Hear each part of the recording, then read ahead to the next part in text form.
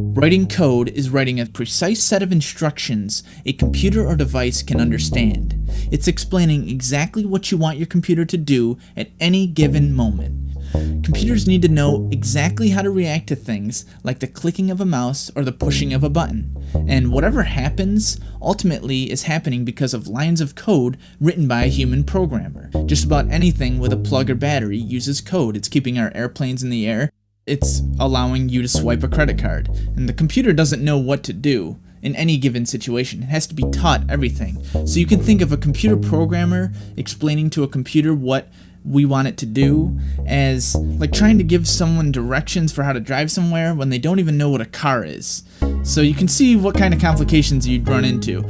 You'd have to not only tell them how to get to where they're going, but you'd also have to give them contingency plans for things like what if there's a traffic jam, or what if a truck breaks down in the turn lane, and you'd even need to explain precisely how the steering wheel or gas pedal works. So that's kind of like a computer programmer writing code for a computer. They have to basically teach it everything every time. To understand that communication and how this process even started, you have to go back to the Industrial Revolution, where the first computer program was invented in 1801 by a guy named Joseph Jacquard. He developed a system of weaving instructions, or code, for his sewing looms that could be stored on cards with holes. And there was a mechanism that would go along the card and try to push a pin through. And so either the pin would go through or it wouldn't. It's binary. It's either it does or it doesn't. It's a 1 or it's a 0. And so if the pin goes through the hole, it would allow a rod attached to it to lift, which lifts the string and lifts the associated thread.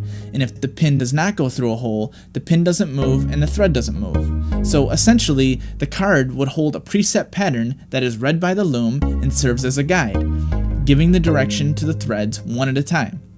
And with this contraption, you could create very fancy pieces of weaving. And this idea of there being recorded information read by a machine was quickly borrowed to be applied to mathematical computation. Charles Babbage invented the analytical engine in 1837, and it was basically a calculating machine. Eventually, transistors are invented, which replace punch cards as a way of transferring data, and nowadays we use computers that have billions and billions of transistors, but still carrying that same basic idea of on and off to carry data.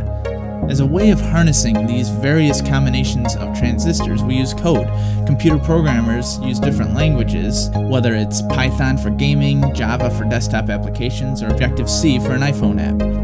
A computer program is only a text file following those rules, and it's eventually translated into something the computer can understand. Just like the pins on Jacquard's loom, a computer can only understand two things. Think of 1 and 0 as the alphabet of a computer.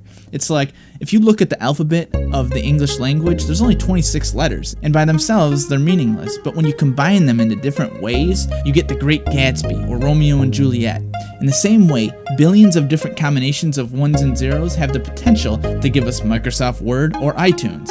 And the process goes like this. On the top level, you have a human writing code for a specific computer language, and after this, the code is translated or compiled into a low-level language by a tool called a compiler, and finally the code is translated into binary or machine language by an assembler. So because we have a way of translating human orders in the form of code into 1s and 0s that a computer can understand, after that it's really just a matter of what you want the computer to do. And it's like being a chef writing a recipe, because both chefs writing recipes and computer programmers writing code both have the ability to create something awesome using the resources and tools available.